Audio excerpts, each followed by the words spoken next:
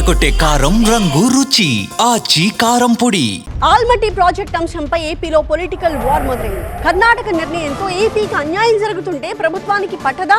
Project ఎత్తు పెంచకుండా అడ్డుకోరా అని జగన్ ప్రశ్నిస్తుంటే వట్టి మాటలు కట్టిపెట్టు అంటూ కౌంటర్ ఇస్తోంది అధికార పక్షం.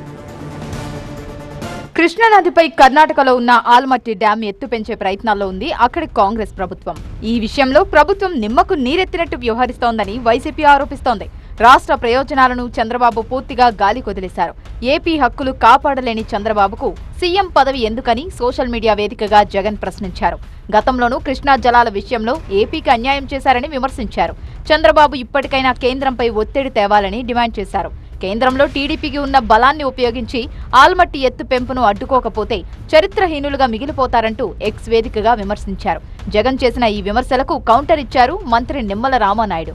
5 ఏళ్ల పాటు నీటిపారుదల రంగాన్ని నిర్వీర్యం చేసిన జగన్ ఇప్పుడు నీళ్ల గురించి మాట్లాడుతుంటే దెయ్యాలు వేదాలు వల్లించినట్టుగా ఉందన్నారు మంత్రి నిమ్మల. అంటే ఈ రకంగా 5 సంవత్సరాలు ఇరిగేషన్ వ్యవస్థను విధ్వంసం చేసి లక్షల కోట్ల రూపాయలు పంట నష్టం చేకూర్చినటువంటి వ్యక్తి ఈరోజు ఆల్మట్టి గురించి మాట్లాడడం అని అంటే ఈవేళ దెయ్యాలు వేదాలు వలించినట్టుగా ఉన్నటువంటి పరిస్థితి అని చెప్పి సందర్భంగా తెలియజేసుకుంటూ జగన్ అసలు రూపాన్ని, అంతర్గతంగా ఉన్న అరాచక శక్తిని ఏపీ ప్రజలు అర్థం చేసుకున్నారు కాబట్టే తిప్పికొట్టారన్నారు.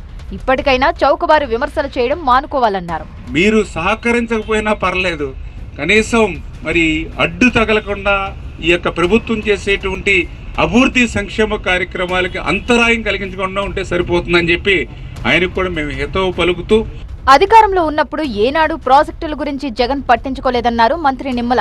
మరి గత 5 సంవత్సరాల వైసీపీ పాలనలో శ్రీశైలం ప్రాజెక్టుని గుర్తు రాలేదు, ధవళేశ్వరం బ్యారేజీలు గుర్తు రాలేదు. ఇట్లా ఎక్కడ చూసినా కూడా ఏ ప్రాజెక్టుకి ఎక్కడ కూడా 1 రూపాయి నిధులు అయితే ఇవ్వలేదు. కానీ 5 సంవత్సరాల్లో ఈరోజు అధికారం కోల్పోయిన తర్వాత వీటి గురించి మాట్లాడే అర్హత ఆయనకి లేదనే విషయాన్ని మరొక్కసారి సందర్భంగా తెలియజేసుకుంటూ మొత్తంగా ప్రాజెక్టుల విషయంలో ఏపీలో పొలిటికల్ వరద పారుతోంది.